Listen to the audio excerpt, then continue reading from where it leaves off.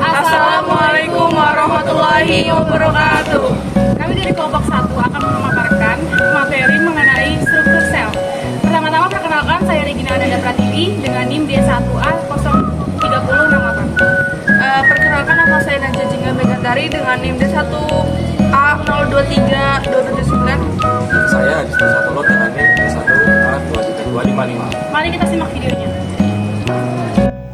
Sel adalah unit hidup terkecil organisme.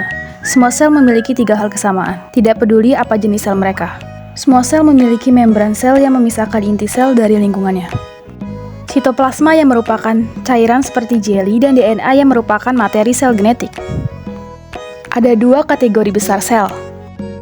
Yang pertama adalah sel eukariotik. Mereka memiliki organel yang meliputi inti dan bagian khusus lainnya. Sel eukariotik merupakan sel yang lebih kompleks seperti yang ditemukan pada hewan dan tanaman. Yang kedua adalah sel prokariotik. Sel ini tidak memiliki nukleus atau membran organel tertutup. Mereka memiliki genetik tetapi tidak terkandung dalam inti. Sel prokariotik selalu bersel satu atau organisasi uniseluler seperti bakteri. Jadi, apa itu organel? Organel berarti organ kecil yang merupakan bagian khusus dari sel yang memiliki pekerjaan yang unik untuk dilakukan. Inti nukleus mengandung materi DNA atau genetik. DNA memerintah kegiatan yang sel lakukan dan bagaimana hal itu akan melakukannya. Kromatin kusut adalah bentuk DNA yang tersebar dalam membran nukleus ketika sel siap untuk membelah. DNA memadat menjadi struktur yang dikenal sebagai kromosom. Inti juga mengandung sebuah nukleus yang merupakan struktur di mana ribosom dibuat. Setelah ribosom meninggalkan inti, mereka akan memiliki tugas penting mensintesis atau membuat protein.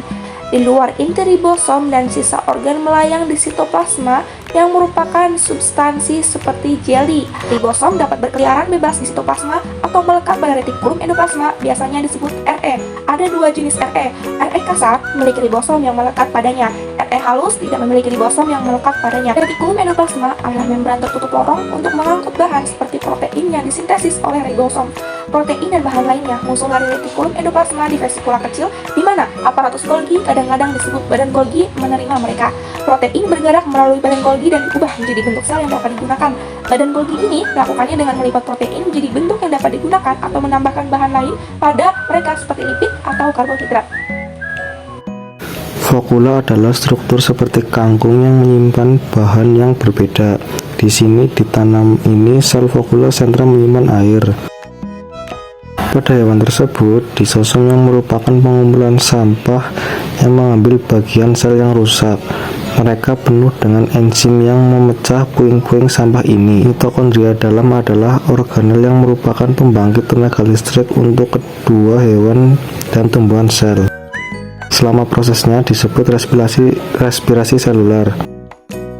Mitokondria membuat molekul ATP yang menyediakan energi semua kegiatan sel.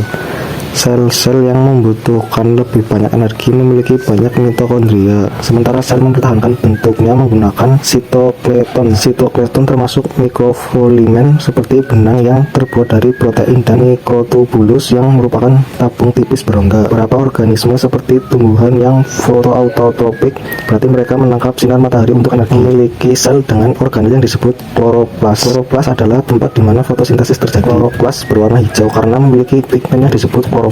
Sel tumbuhan juga memiliki dinding sel di luar membran sel mereka bahwa bentuk dukungan dan melindungi sel tanaman. Sel hewan tidak pernah memiliki dinding sel. Struktur unik yang hanya dimiliki oleh beberapa sel. Pada manusia, saluran pernafasan dilapisi dengan sel yang memiliki silia ini disebut rambut mikroskopis yang dapat bergerak seperti gelombang. Fitur ini membantu perangkat menghirup partikel di udara dan mengeluarkan mereka ketika Anda batuk. Fitur lain yang unik di beberapa sel adalah flagela. Beberapa bakteri memiliki flagela. Sebuah flagela seperti ekor kecil yang dapat membantu langkah sel atau mendorong dirinya sendiri. Satu-satunya sel manusia yang memiliki flagela adalah sel sperma.